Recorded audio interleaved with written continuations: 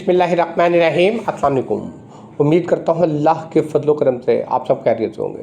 आपके मुल्क में अगर मंशियात फरोश ये कह लें कि गैर कानूनी काम करने वाले ब्रांड कहते हो, बेखौफ ख़तर फिरते हो और ऐसे बयान देते हो आम शहरियों को ये लगे कि इन्हें कानून का डर नहीं है, या ये कह लें कि कानून जो है इनको हाथ नहीं डालता, तो फिर इंसाफ किस हद तक आपके मुल्क में कायम हुआ है? निज़ाम अदल ने गुज़श्ता 70 सालों से आपके मुल्क की क्या खिदमत की है? ऐसे मंशियात फरोशों के बयान से सारी हकीकत खुल कर सामने आ जाती है। हकीकत ये होती है कि निज़ाम अदल सही तरीके से काम नहीं कर रहा। हकीकत ये है कि 70 साल ज़ाया हो गए, कानून एक नहीं है, गरीब और अमीर के लिए अलग अलग कानून है। अगर आपके मुल्क में सियासी सतह पर यह नज़र आए कि निज़ाम अदल काम नहीं कर रहा, सियासी इंतशार निज़ाम अदल की वजह से फैला हुआ है, निज़ाम अदल सियासी सतह पर आपके मुल्क के वज़राए आज़म के फ़ैसले करने में बहुत ज़्यादा तख़ीर कर जाता है।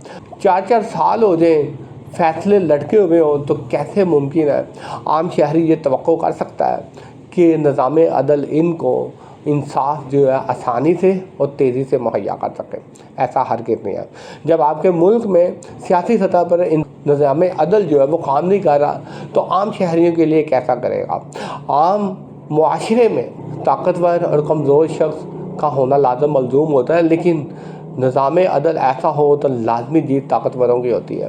निज़ाम अदल ऐसा हो तो लाजमी गैर कानूनी काम करने वाले जो होते हैं वो कानून का सहारा लेके ही लोगों की ज़िंदगियों को ख़राब करते हैं।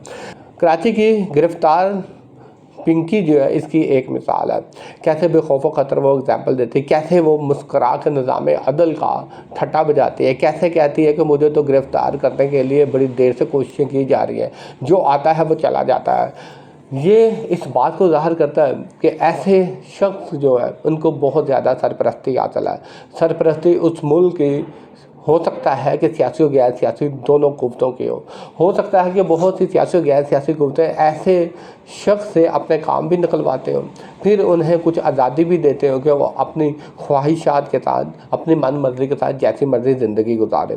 हालांकि मनशियाती फरोशी से न जाने कितने लोगों की ज़िंदगियाँ ख़राब हुई होंगी, अजीरन हुई होंगी, मुल्क को नुकसान हुआ होगा। किसी मुल्क की सरकारी मशीनरी का ठट्टा बजाना और उनके सामने ऐसे बुलंदोबाद दावा करना इस बात का अंदिया देता है कि निज़ाम अदल बहुत बसीदा है। इस बात का अंदिया देता है कि हो सकता है कि कुछ काली भेड़ें सियासी और गैर सियासी दायरे में कुछ काली भेड़ें इनका साथ दे रही हों। शुक्रिया।